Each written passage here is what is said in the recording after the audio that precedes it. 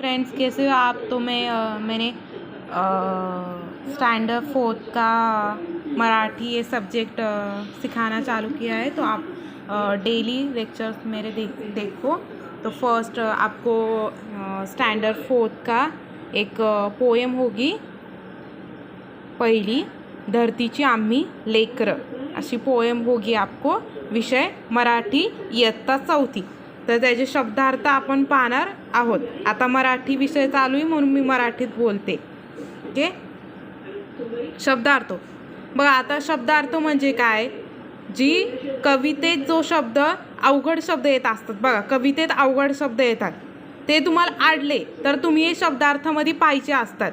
काय काय शब्दार्थाचा आपल्यालाच अर्थ माहिती नसतो, म्हणजे काय काय शब्दांचा कवितेत असे शब्द असतात ज्याचा आपल्यालाच अर्थ माहिती नसतो। मग अशा शब्दांना बाजूला घेऊन त्याचा अर्थ वाईज लिहायचा असतो व्यवस्थित, त्याला म्हणतात शब्दार्थ। कळालं शब्दार्थ मीनिंग, डेफिनेशन कळालं तुम्हाला? ओके, तर बघा, धरतीची म्हणजे काय, मातीची, धरतीची। हां, दुसरं लेकरं म्हणजे काय, मुले, सुपुत्र। लेकरं म्हणजे काय, मुले।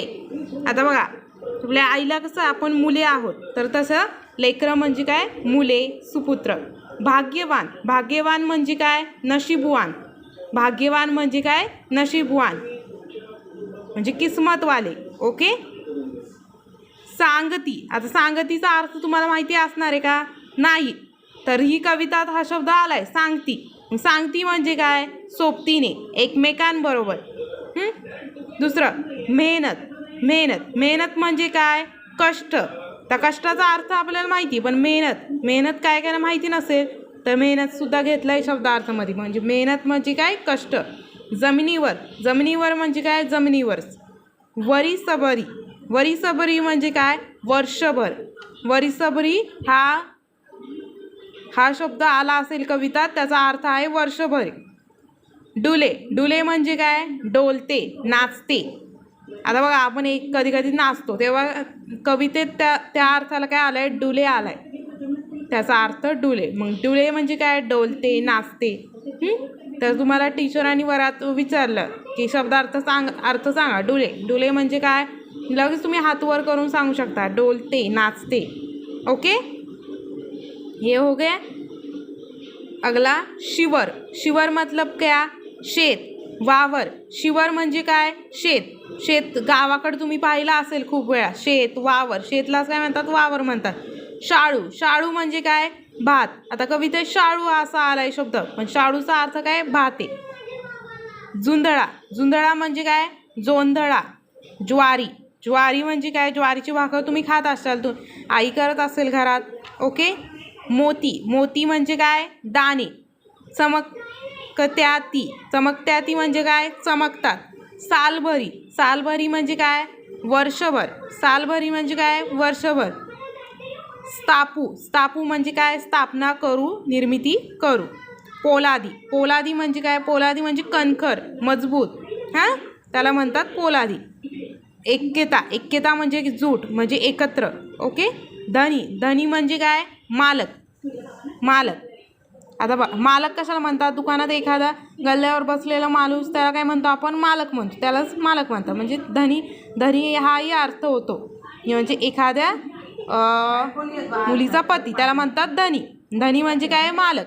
चाकर म्हणजे काय, नोकर कशाला म्हणतात, बघा, काय काय मोठ्या घरात कामाला असतात ते लोक, त्यांना काय म्हणतात, नोकर म्हणतात। मग त्याला कवितेत काय शब्द आलाय, चाकर म्हणजे काय, नोकर। तर मी कविता शिकवली नाही, त्याचे शब्दार्थ घेतलेत, कारण शब्दार्थ सगळ्यात महत्त्वाचे। कविता वाचून आपल्याला लगेच कळणार नाहीत, कारण त्याच्यात अवघड शब्द असतात। तुम्ही कविता वाचली, मग तुम्हाला एखादा शब्द आडला, तुम्ही याच्यात बघू शकता की याचा हा अर्थ आहे, मग तुम्हाला लगेच समजून जाईल तुमचं। ओके, तर शब्दार्थ तुम्ही तुमच्या वहीवर नोट करा, लिहा व्यवस्थित आणि लर्न करा। तर शब्दार्थ तुम्हाला कळाले असतील, व्यवस्थित लिहा आणि परत एकदा वाचा। तर आत्तापर्यंत तुम्ही व्हिडिओला सबस्क्राईब केलं नसेल तर please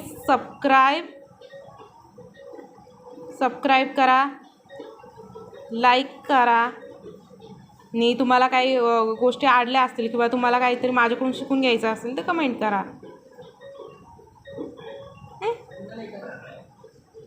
okay, thank you so much and bye.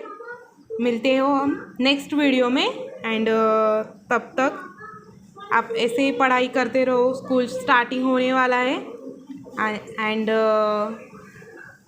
Support करो हमारे वीडियोस को, जिसके वजह से हम और भी स्ट्रगल करते रहेंगे और प्रोग्रेस करेंगे वीडियो में। ओके एंड अभी मैं नेक्स्ट टेबल्स लर्न करने वाली हूँ, टेबल्स लेने वाली हूँ। सेकेंड वीडियो टेबल्स का ही आएगा। ओके 2 से 10 तक टेबल्स आएगी। ओके चलो नेक्स्ट वीडियो में मिलते हैं, तब तक बाय बाय।